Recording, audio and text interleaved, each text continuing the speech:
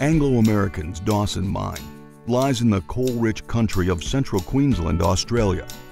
To improve the site's fleet uptime, Cat dealer Hastings Deering employs a condition monitoring program that has been enabled by Cat Equipment Care Advisor, a web-based dealer tool that combines equipment and application data with real-time analytics, plus the combined expertise of our Cat Global Dealer Network.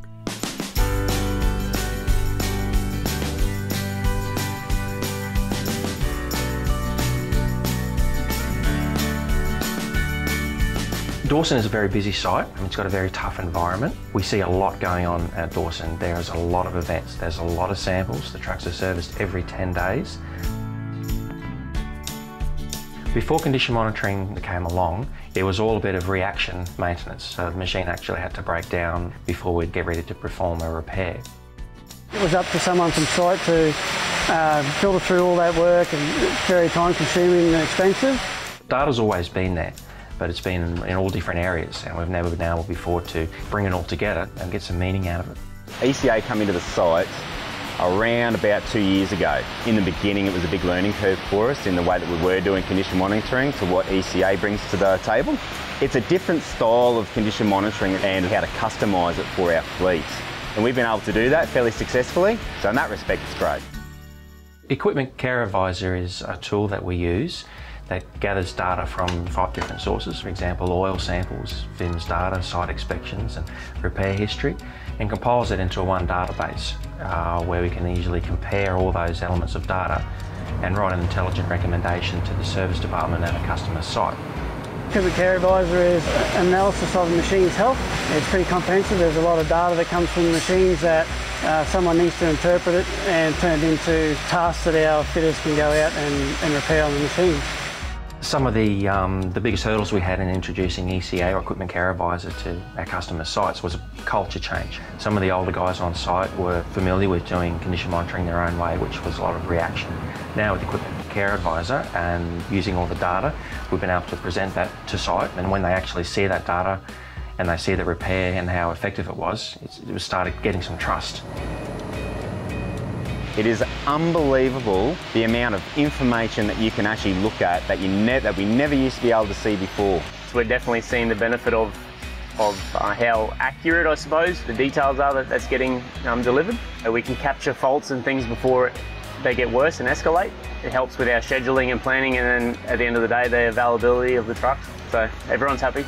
We can actually predict that if we've got a pump failure or if we've got an accumulator failure, or gas is releasing out of the accumulator, we can pick all those things up from how the trends are that come through from ECA. And it's clever enough to tell us whether we've got an electrical fault or a mechanical fault. There's probably been several times where we've pulled trucks up and checked them and found imminent failure, so we've been able to capture that before it happens. Recently we've had an engine in one of our 797V machines giving us some pretty sketchy oil results. That's when we can bring in the electronic data and we can have a look at turbo boost pressures and oil pressure and tie all that in with the oil sample results, blow-by results, the VIMS data and the filter restrictions, and then we can ring up site and get them to do some tests at a service. Then we can write a definitive recommendation to site and say, you've got a broken piston ring in this engine, you need to schedule in a repair before it breaks down out in the field or gets any worse. So just before we'd have to wait until the truck started blowing blue smoke. Just a few weeks ago we had an engine in distress. It was indicating that it had upper cylinder wear, so that recommendation comes through from our analyst, and we brought the truck in as soon as possible at its next stoppage and did some analysis and found that it actually did have one cylinder that was in distress.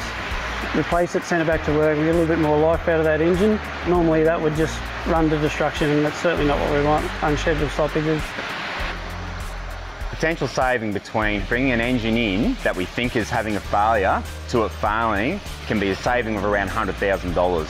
So if we can bring a truck in that we think is having a bearing failure, that potentially is going to give us a failed crankshaft, ventilator block, broken conrod, so on and so forth, we can get it in, actually diagnose it and say, yes, we're going to have an engine failure occurring.